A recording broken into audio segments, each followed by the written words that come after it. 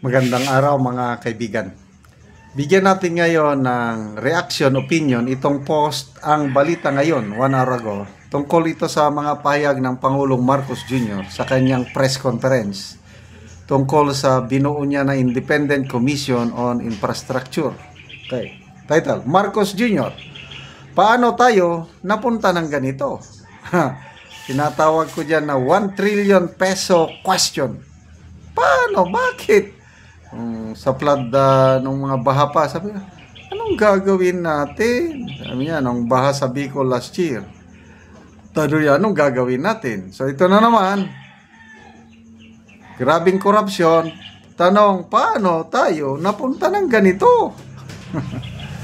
Okay, sa gitna ng malawakang galit at nag-uumapaw na protesta laban sa maanumalyang flood control projects na siya ring ibinida ni Marcos Jr. sa kanyang SONA 2024, nagpaliwanag siya sa isang press conference ngayong araw ng Lunes, September 15, kasama ang bagong tatag na Independent Commission for Infrastructure. Aniya, mahalaga raw maintindihan kung paano nagkaganito ang gobyerno. Sabi niya, isa sa mga napakahalaga para sa akin, malaman paano tayo nagpunta sa ganito. Bakit nagkaganito ang gobyerno natin? Anyway, kanya-kanya lang tayong pananaw. Bakit tayo nagkaganito? Opinion ko lang ito. Kumpiyansa. Ano pa? Sobrang mabait ang Pangulo. Inabuso siya. Nagtiwala siya. In fairness, sa mga maraming galit sa Pangulo,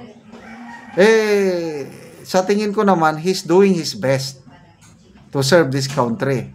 Kasi nga, campaign promise niya, bayan babangon muli. Kailan, instead na bumangon, bumabaon.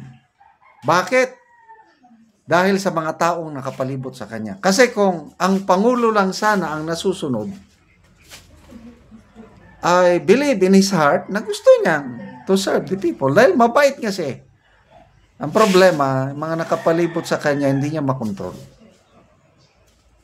Yun ang opinion ko lang. Hindi niya makontrol yung mga nakapalibot sa kanya. Hindi niya alam kung sinong susundin niya. So, ito, nagkaganito tayo.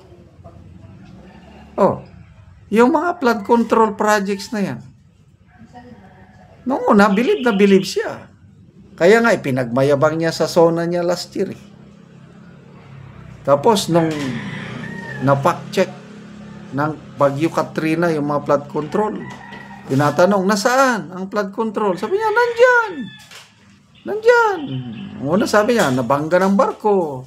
Noong una, sabi niya, na-overwhelm lang dahil sa climate change.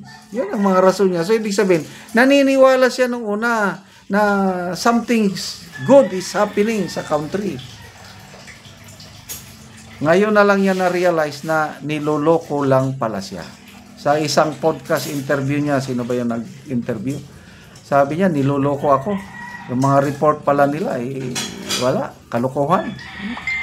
Kaya ngayon, siya na ang nag-i-inspect sa mga projects. At siya mismo nakakakita na guni-guni, substandard, palpak, ang mga projects na one time ipinagmayabang niya.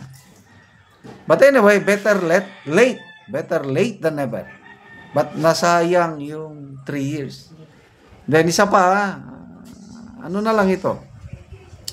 Bakit niya dinisolve yung Presidential Anti-Corruption Commission? Remember, unang executive order niya, dissolve. Ibig sabihin, I don't know kung ano ba sa tingin niya sa gobyerno, walang korupsyon, kaya hindi kailangan yan, parang gano'n. Or, ayoko ng anti-corruption na yan. So to me, napakalaking failure ng Pangulo, napakalaking pagkukulang niya, bakit niya dinisolve yung Presidential Anti-Corruption Commission? O ngayon, nag-create siya ng panibago. After 3 years, saka lang siya na-realize na grabe na pala ang talamak na corruption sa bansa. So again, it's all about leadership. O, ano yung sabi ng isang kongresista? Congresswoman Ko. Takot ang Pangulong Marcos Jr. sa galit ng taong bayan dahil siya ang mastermind sa nangyayari ngayon. Well, I don't believe, not necessarily mastermind, kailang inalaw niya eh. O yung 2025 national budget, may mga red flags na. O, anong ginawa? Takot siya na magbalik sa reenacted budget. Anong ginawa? Pinag-aralan kunuhay. Ni-revise, re-review, nagbeto siya, ang liit ng bineto niya. Pinirmahan pa rin niya yung 2025 national budget na tinaguri ang most corrupt budget in our nation's history. Senator Lacson ang nagsasabi niyan. Former Senator, Senate President, sino ito? Franklin Drilon. Mangled beyond recognition ang 2025 national budget. Kaya na tayo nagkakaganito. Ilan yun? 410 billion pesos yung isiningit sa DPWH. So, sinong kagagawa niyan? Lawmakers. Oh, anong nagawa niya? Wala. Bakit tayo nagkaganito? Kailangan pa ng isang independent commission para malaman. But anyway, better late than never para tingnan natin kung ako, natutuwa ko na nandyan si Mayor Magalong. Kahit hindi siya member sa commission, but at least special advisor siya. At least siya ang investigator. May tutulong siya. Malaki ang tiwala ko kay former DPWH Secretary Rogelio Singson dahil napatunayan yung kanyang integrity nung panahon ng Pinoy administration. Yung isa naman, yung SGB, hindi ko kilala. But yung SGB and company, kilala ko na talagang very objective. Kaya all out support ako sa bagong commission na ito. Sana manuhan nila yung mga lawmakers. Kasi kung kontratista lang at saka DPWH, wala rin. Ang utak dito, mga lawmakers. Okay, salamat mga kaibigan sa inyong pagsubaybay sa ating channel. Nakakatulong kayo ng malaki sa tribong Talandig ng Bukidnon dahil ang income natin sa channel na ito, pantulong natin sa tribo. Namimigay tayo ngayon ng livelihood assistance, nagpapatanim ng saging lakatan at Arabica coffee. Panoorin niyo ang video na ito. Na anak ko dire sa area sa kapihan ni Uncle Marinaw, so ako siyang bisitahon. Maayong buntag, Col. Maayong buntag, sad. So nag-abono siya sa Nag-abono na ko sa kanan kadako. Uguman sa pag-abono, tabunan para gyud nga mosuyop og ayo ang kape. So muna ni ang itsura sa ang kape nga isa pa ka bulan. Una anay mga sanga. Oh, makita na gyud nato nga dagko na gyud na anay mga sanga. So 5 na kasanga atong makita. Kinig iya tulo na sad ang iyang sanga.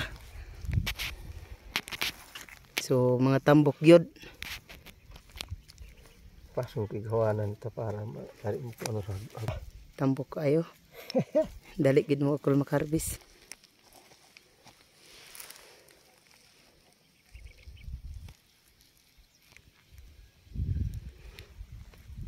Kinig iya 5 na iyang sanga.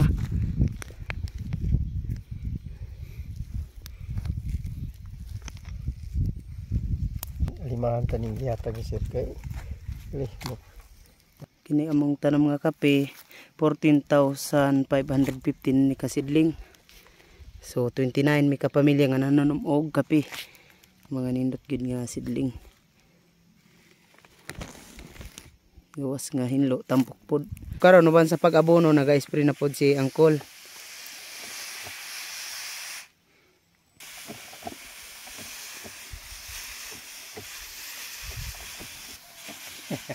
Ayun, kuan po. Dagan nila. Salamat po Ginoo sa nagsuporta tay ha kape ha nakapamula ka ingay. Anong nagid mi sir? Nga gihatagan mi nimo og hinabang sa kape. Salamat sa Ginoo gyud nga ikaw ang nagahatag sa among panalangin nga kami makatanong ang mga tikulang. Muna ni among paglaom sir nga kung mangunod ni ay among maartis. Salamat kayo.